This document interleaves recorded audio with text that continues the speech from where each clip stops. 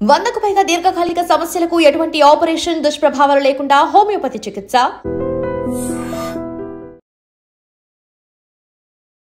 Ladies and gentlemen, there you can see Honorable Chief Minister's convoy on your screens and the buglers signaling the arrival of our Honorable Chief Minister Sir Shri Revanth Reddy sir.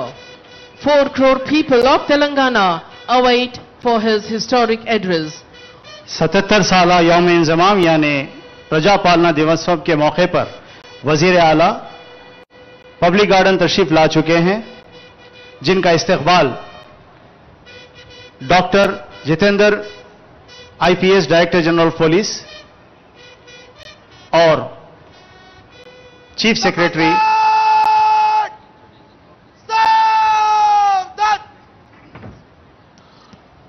CS గారు DGP గారు పుష్పగుచ్చంతో స్వాగతం పలికిన దృశ్యాన్ని చూస్తూ ఉన్నాం.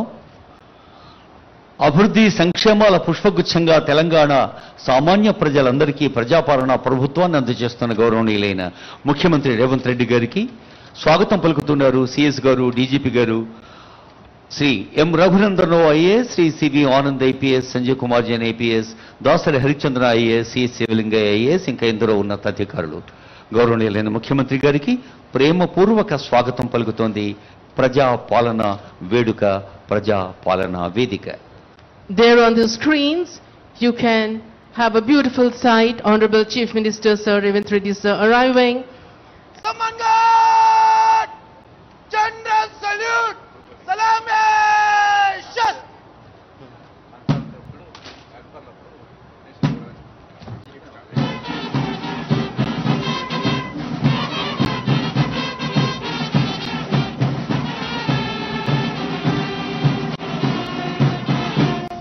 Samangat!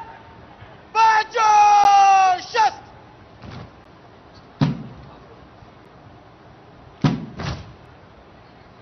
Kindly arise for the national anthem as the Honorable Chief Minister unfurls the flag.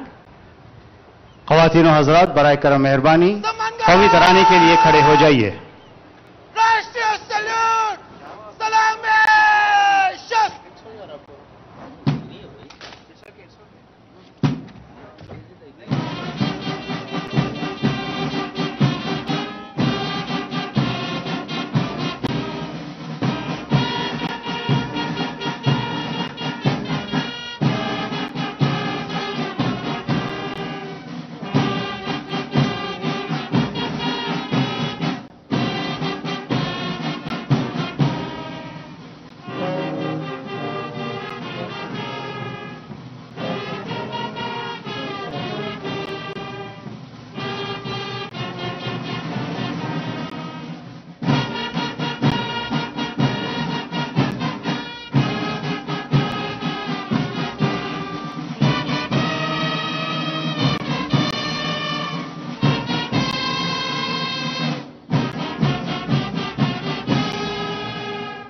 Samangat!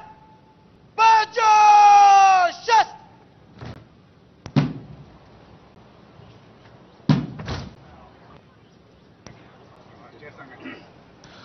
జనని భారతి ఆశీస్సులందుకున్నాం, తవ శుభ నామే జాగే, తవ శుభ ఆశీష మాగే అంటూ. ఇప్పుడు Kindly keep standing please. Telangana రాష్ట్ర గీతం.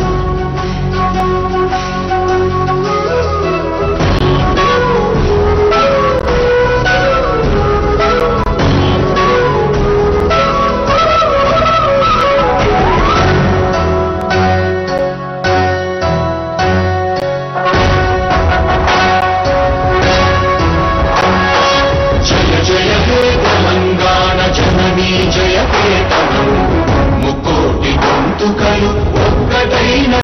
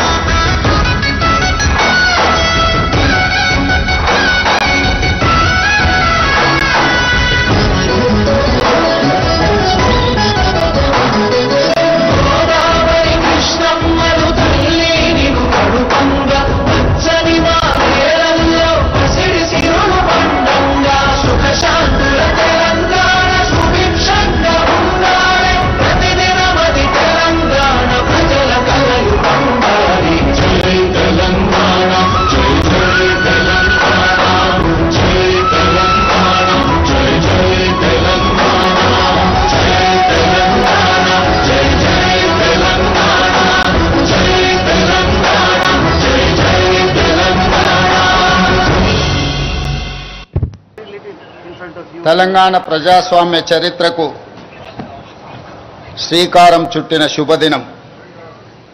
ప్రజల చేత, ప్రజల కొరకు ప్రజలే రాసుకున్న పోరాట చరిత్ర మనది. నిజాం నియంతృత్వంపై సామాన్యుడు సాయుధ పోరాటంతో సాధించుకున్న విజయం ఈరోజు మనము అనుభవిస్తున్న ప్రజాస్వామ్యం. ప్రపంచ ఉద్యమాల చరిత్రలో సువర్ణాక్షరాలతో లిఖించదగ్గ ఘనత తెలంగాణ సాయుధ పోరాటానిది. 1948 సెప్టెంబర్ 17 ఈ పోరాటంలో ప్రజలు విజయం సాధించి స్వేచ్ఛా పతాకను ఎగరవేసిన రోజు. ఈ గడ్డపై రాచరికానికి ఘోరీ కట్టి ప్రజాపాలనకు హారతి పట్టిన రోజు సెప్టెంబర్ 17. అందుకే ఇది ప్రజాపాలన దినోత్సవం. రాష్ట్ర ప్రజలందరికీ ప్రజాపాలన దినోత్సవ శుభాకాంక్షలు తెలియజేస్తున్నా. స్వేచ్ఛ మన జీవన విధానం. ఈ స్వేచ్ఛ సాధన కోసం ప్రాణత్యాగాలు సైతం వెనకాడని జాతి మనది. దీనికి చరిత్రనే సాక్ష్యం. అణిచివేత, పెద్దందారితనం, నియంతృత్వం, బానిసత్వ సంకెళ్లను బద్దలు కొట్టి స్వేచ్ఛకు ఊపిరి పోయడానికి ఊపిరి వదిలిన వందలాది మంది అమరులకు ఈ సందర్భంగా ఘన నివాళి అర్పిస్తున్నాను. సెప్టెంబర్ 17, 1948 తెలంగాణ చరిత్రలో ఒక మైలురాయి. అదేవిధంగా డిసెంబర్ 7, 2023 స్వరాష్ట్ర ప్రజాస్వామ్య ప్రస్థానంలో మరో మైలురాయి. లోతైన అవగాహనతో, సమకాలీన చరిత్రపై నిశితమైన విశ్లేషణతో నేను ఈరోజు ఈ మాట చెబుతున్నాను. ఎన్నో ఆశలు, ఆకాంక్షలతో మొదలైన స్వరాష్ట్ర ప్రస్థానం తిరిగి మళ్ళీ నియంతృత్వ నిర్బంధంలోకి జారిపోయిన తీరు గత ప్రభుత్వంలో మనం చూశాం.